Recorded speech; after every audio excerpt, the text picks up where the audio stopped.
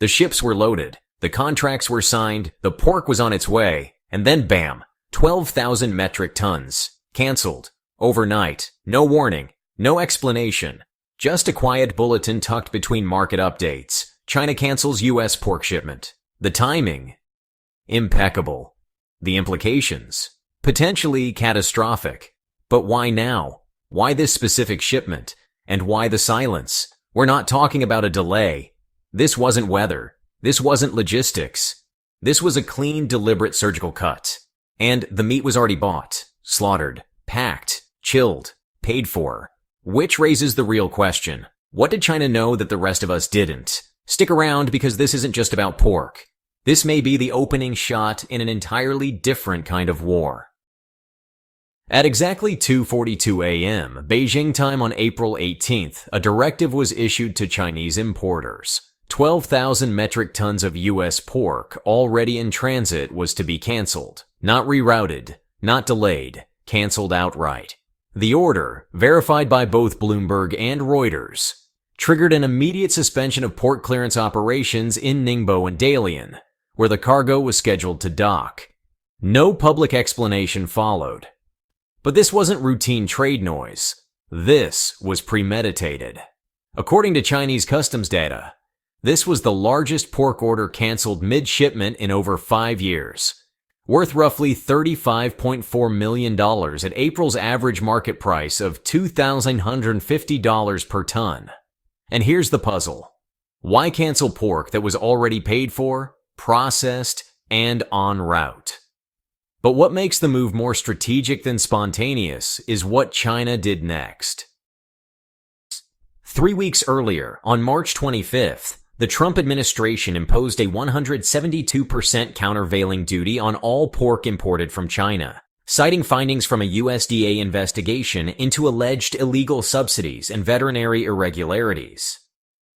Beijing didn't retaliate with matching tariffs or threats. It responded with silence, and then surgical cancellation. Chinese Foreign Ministry spokesperson Lin Jian refused to tie the cancellation to the U.S. tariffs, but internal briefings reviewed by the South China Morning Post point to retaliatory strategy modeled on precision decoupling doctrine. This was not just about pork, says Dr. Hao Yu, trade analyst at Fudan University. It was about showing the U.S. that even legacy commodities are no longer safe. But if this was merely a slap on the wrist, why were buyers in Brazil and Spain celebrating by morning? The impact wasn't symbolic, it was structural. According to the National Pork Producers Council, NPPC, the cancellation created an immediate backlog of nearly 26 million pounds of pork, the equivalent of 110,000 market-ready hogs, flooding into domestic supply chains already buckling under seasonal oversupply. The hardest hit?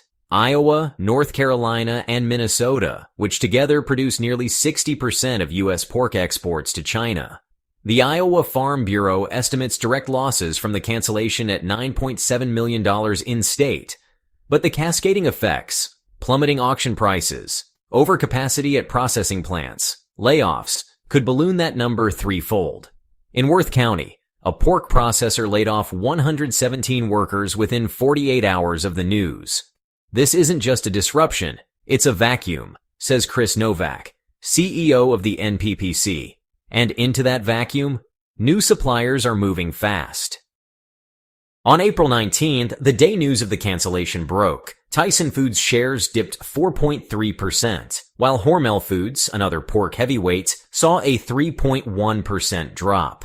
Yet analysts weren't aligned. A Citi research memo issued that morning flagged the cancellation as an isolated retaliatory gesture, but Morgan Stanley took the opposite view, warning of a structural pivot in Chinese protein procurement. The divergence highlights the problem. Markets are still viewing agricultural exports through short-term volatility, not geopolitical risk. And that's a blind spot. The CME Lean Hog Futures Index fell 6.5% in 72 hours, its sharpest weekly drop since the 2020 supply chain lockdowns. Markets are pricing this like a one-off, says Rabobank's global protein strategist Chenjun Pan. But China is signaling a long-term shift. The question is, where's that shift headed?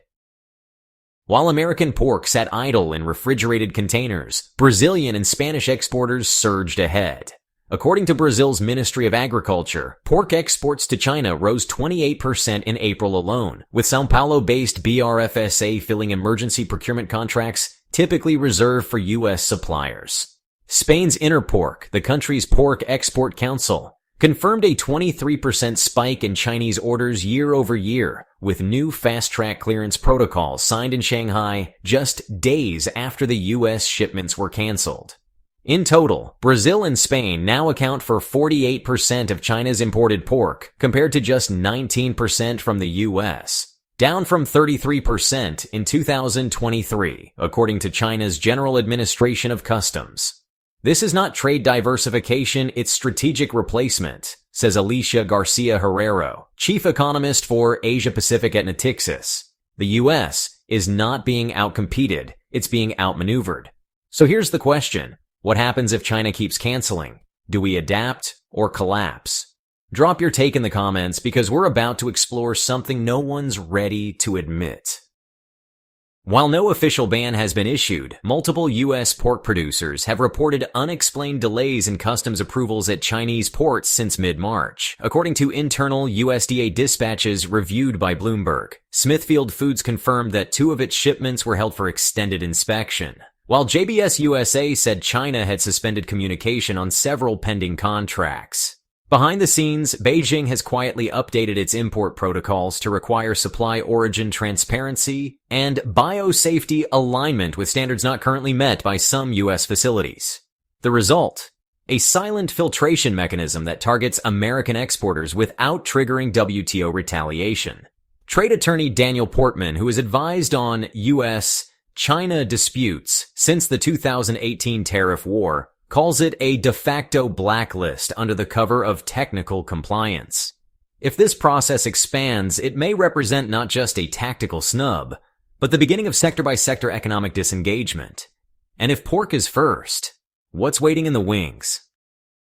The economic backlash didn't stop at lost exports. As of April 22nd, USDA cold storage data shows U.S. pork inventory at 634 million pounds, up 14% year over year. Wholesale prices for pork bellies and loins dropped 17% in just 8 trading sessions, forcing retailers like Kroger and Costco to introduce unseasonal discounts to clear inventory.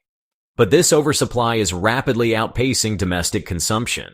A recent Wells Fargo agricultural report warns that sustained export withdrawal could compress farm gate margins by over 22% within 1 quarter. Smaller producers, already burdened by rising feed and energy costs, may not survive a prolonged price collapse. In Missouri, at least 6 independent hog farms filed for Chapter 12 bankruptcy in April alone, citing inventory overhang and price suppression. If this cancellation sets a precedent, the U.S. food chain may buckle, not at the grocery store, but at the farm gate. Yet pork may be the opening act, not the main performance. Beijing's latest 5-year food security plan, quietly approved in January, outlines a target to reduce reliance on strategic food imports from politically unstable suppliers by 40% by 2028. While the U.S. isn't explicitly named, analysts from ING and Rabobank interpret the language as a direct reference.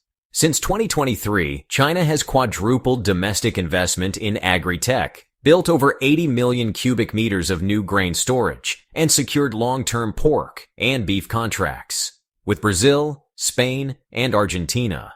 At the same time, its soybean imports from the U.S. fell by 25% in Q1 2025, replaced by shipments from Brazil and Paraguay, according to customs data verified by Reuters. This isn't reactive, it's methodical. China is treating food security the way the U.S. treats semiconductors, says Darren Friedrichs, founder of Setonia Consulting. And that means less vulnerability to any U.S. export disruption, intentional or not. But if pork is strategic, then the next moves may cut even deeper. In 2024, China bought $15.6 billion in soybeans, $5.1 billion in corn, and $2.2 billion in beef from the U.S., making agriculture the second largest U.S. export sector to China after semiconductors. But Q1 2025 data reveals sharp contractions. Soybean imports from the U.S. dropped 26%, corn down 33%, and beef cut in half, while Brazilian and Argentinian agricultural imports surged by double digits. Bloomberg reports that COFCO, China's largest state-owned food importer, is actively unwinding contracts with American grain suppliers through quiet non-renewals and bulk resourcing from Mercosur partners. At the same time, China signed a landmark food security deal with Russia in April that includes 20-year preferential import terms on barley, wheat, and beef, effectively locking in alternatives to U.S. producers. These aren't isolated trade shifts. They're contingency plans for a broader economic decoupling, quietly executed through agriculture, one commodity at a time. So if pork, soybeans, corn, and beef all start vanishing from China's order sheets, what happens next? This wasn't just a missed sale. It was a message. And not just to farmers, but to every industry tethered to China's demand. Because when 12,000 metric tons of pork get canceled mid-shipment, that's not logistics. It's leverage. So now we have to ask, if China can phase out U.S. pork this surgically, what happens when they target semiconductors, pharmaceuticals, or even treasuries with the same silent precision? The next cancellation might not show up on a bill of lading. It might show up in bond yields, in Wall Street sell-offs, or in supply chains grinding to a halt.